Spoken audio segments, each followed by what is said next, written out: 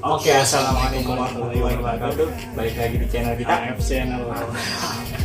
Ya teman-teman, di video yang kedua ini kita mau ngebahas tentang bola-bola ini ya, apa?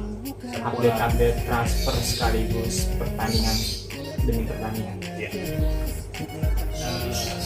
Karena berhubung kita nih uploadnya sering telat ya, karena lagi masalah sibuk. Sering telat update. Iya, karena sibuk masalah nyari kerja. karena nggak di kerja itu susah teman-teman. Maksudnya kebaikan tipu-tipu. Oke gue nih. Bentar nih, gue mau nanya nih. Di episode keduanya kita mau bahas tentang sepak bola di Eropa nih, tentang Barca versus Munchen. Oh, yang lagi panas-panas ya? Iya. Kemarin kan sempat juga Barca itu ditekuk ya oleh Munchen pahanya ketekuk. tekuk kekalahan. Jadi gue mau nanya nih, gimana tanggapan lu tentang Soal pertandingan itu. ya Barca melawan Munchen?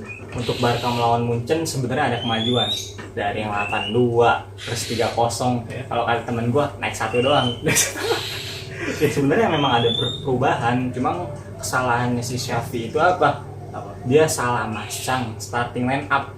Pada saat starter dia tuh salah masang starting line up-nya. Dia terlalu berani memasang Gavi yang dimana dia pemain muda lulusan La Masia. Dia terlalu mengemaskan La Masia. Seharusnya dia masang De Jong dari menit awal karena itu pemain bintang. Ada De Jong, ada Kessie. Kenapa dia nggak masang dari menit awal? Itu yang menjadikan sebuah pertanyaan. Jadi perform yang ditampilkan oleh Lewandowski. Ya, Lewandowski. Nah, Lewandowski sepertinya agak cukup aneh juga ya, karena pada saat sebelum-sebelumnya melawan selain daripada Munchen itu dia gacor banget ya. Iya, betul. Bisa cetak 2 gol setiap laganya. Tapi lawan Munchen kayak seolah-olah Nggak tega kakinya ya, mungkin. seperti apa? Sepatunya kayak belum dicuci. Mungkin seperti kayak Lewandowski ini. Iya. Seperti Nggak tega. nggak tega dengan mantannya. Balik ke Allianz Arena bukan dengan klub yang sama, Iya. tapi dengan klub yang berbeda. Berbeda. Tapi dia sempat juga menjadi top skor di La Liga ya. Oh iya, sekarang malah menjadi top skor di La Liga. Oh, iya. Luar biasa ya. Benzema di bawah itu. Iya. Tapi kira belum. Tapi kalau menurut saya kalau Xavi tahun ini karena jangan kita samain dengan Koeman yang 82. Koeman yang 82 itu dikasih pemainnya abal-abal. Kayak Braithwaite, ya Luke De Jong. Ya. Dan sekarang Xavi dikasih apa sih? Apa aja dikasih kan? Iya betul. Lewandowski dikasih, Kessie dikasih, Christensen dikasih, Alonso dikasih, diturutin. Kalau nggak juara pecat. Tinggal pecat aja itu. Dan untuk pertanyaan yang kedua nih, gue masih mau nanya tentang Haaland. Haaland ini kan selama ini kan menjadi top skor di Liga Inggris. Betapa hebatnya dia ketika di UCL. Iya, UCL dan Premier League ya. Liga-liga yang top di dunia itu Liga Inggris. Menurut lo tanggapan lo tentang Haaland ini apa seperti apa? Gak heran karena yang bakalan gantiin dua goat ini, dua kambing, Ronaldo sama Messi ya ada Mbappe sama Haaland. Iya. Ketika Mbappe sama Haaland pindah klub, itu dua itu yang nggak akan susah adaptasi, gampang adaptasinya, bakalan nyetak gol terus Mbappe sama Haaland. Iya betul. Jadi kedua ini yang harus dilepas Luar biasa ya.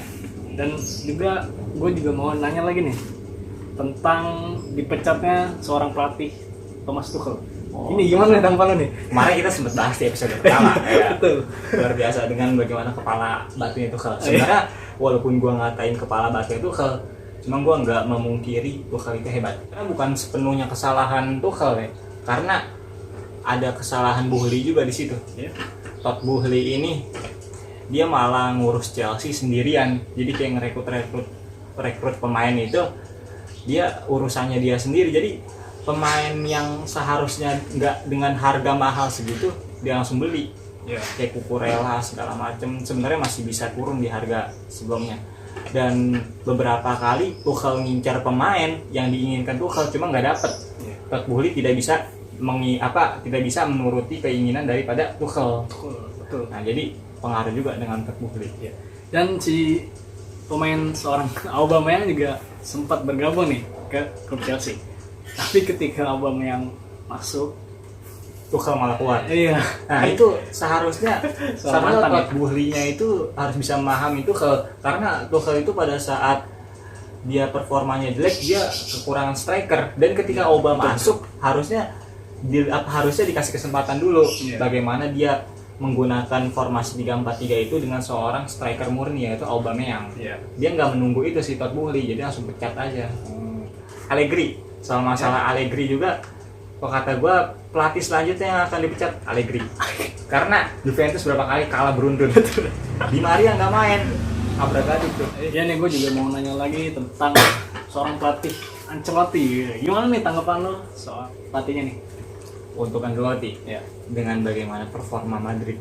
Kalau buat belakangan ini Madrid dengan Barca itu ugly win. Jadi dia kemenangan jelek. Iya. Walaupun menang tapi jelek. Kalau Xavi itu kelemahannya dia itu salah dimasang starter mulu. Padahal dia udah dikasih banyak banget pemain hebat, bagus, harusnya dimanfaatin, tapi dia terlalu banyak. Ya nggak tau lah apa entah eksperimen atau gimana, kita lihat ke pekan-pekan selanjutnya. Kalau buat Carlo Ancelotti, dia memang udah terbukti. Cuma kalau buat taktik itu buat saya masih kurang. Kalau buat Carlo Ancelotti, cuma kalau Carlo Ancelotti itu dia pintar bagaimana memanajemen pemain. Jadi dia pintar dalam memanajemen pemain, dalam meningkatkan bagaimana mentalitas pemain. Dan kenapa si miskin taktik itu bisa juara? Kenapa? Karena lu lihat sendiri aja, itu pemain bener-bener mentalitasnya juara. Pemain-pemainnya ya, bukan pelatihnya. Pemain-pemainnya itu bener-bener mentalitas juara. Seperti ada Valverde, Luka Modric, terus ada Toni Kroos, Thibaut Courtois, ada Benzema, Vini, Camavinga ya. Camavinga baru. Karena kalau yang punya mentalitas juara itu kayak Luka Modric segala macam, itu Valverde. Nah, itu nggak heran Madrid juara karena emang itu tim itu lini tengah segala macam tuh kayak Valverde, Luka Modric itu udah terbentuk dari sebelum eranya Carlo Ancelotti. Pas eranya Zidane itu udah kebentuk tuh. Makanya nggak heran pas sekarang Carlo Ancelotti ibarat kata cuma tinggal ngelanjutin doang masanya Zidane. Zidane kan 3 kali juara juga kan? Iya, betul. Luar biasa.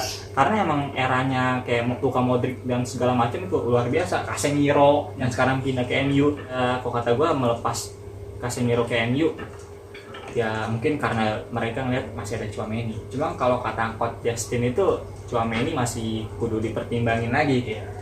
Karena masih pemain muda juga. Kecuali kalau selevel Pedri, wah itu udah luar biasa banget dah. Karena dia udah main di timnas. Tchouaméni main di timnas enggak? Iya, enggak.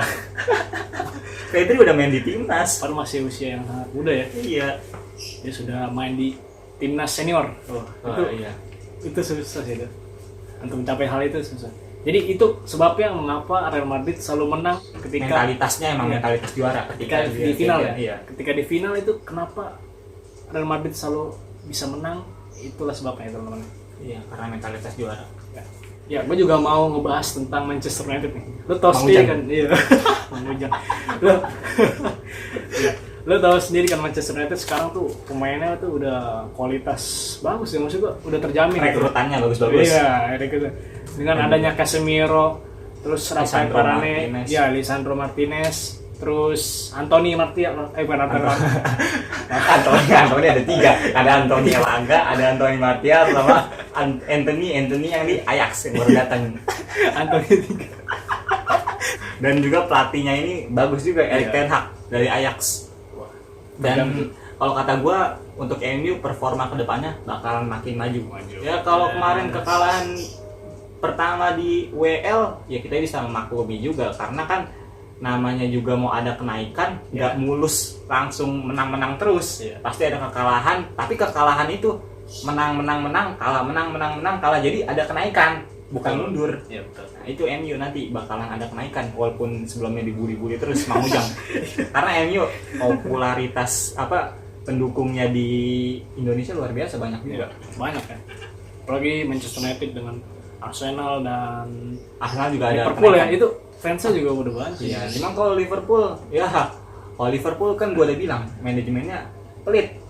Sebenarnya Liverpool itu diselamatin oleh Jurgen Klopp. Iya, betul. Karena Jurgen Klopp itu nggak dikasih pemain-pemain yang berkualitas yang banyak. Maksudnya yang di starternya itu dia banyak. Iya. Banyak yang berkualitas kayak Mohamed Salah segala macam, Trent Alexander-Arnold, TAA tuh. Ah. Terus Robo. Nah, di starternya doang bagus, cuma pada saat di cadangannya dia kurang. Coba kalau Mohamed Salah cedera, kalau Trent Alexander-Arnold cedera, Van Dijk cedera, siapa cadangannya? Belum tentu ya. Jelek-jelek kan?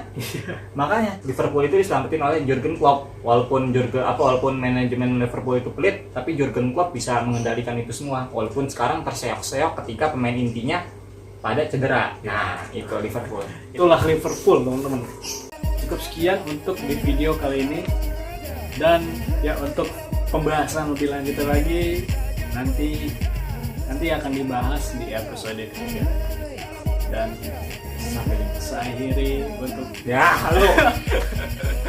dan saya akhiri untuk pembahasan kali ini. Jadi kita sekian sampai jumpa. Jumpa.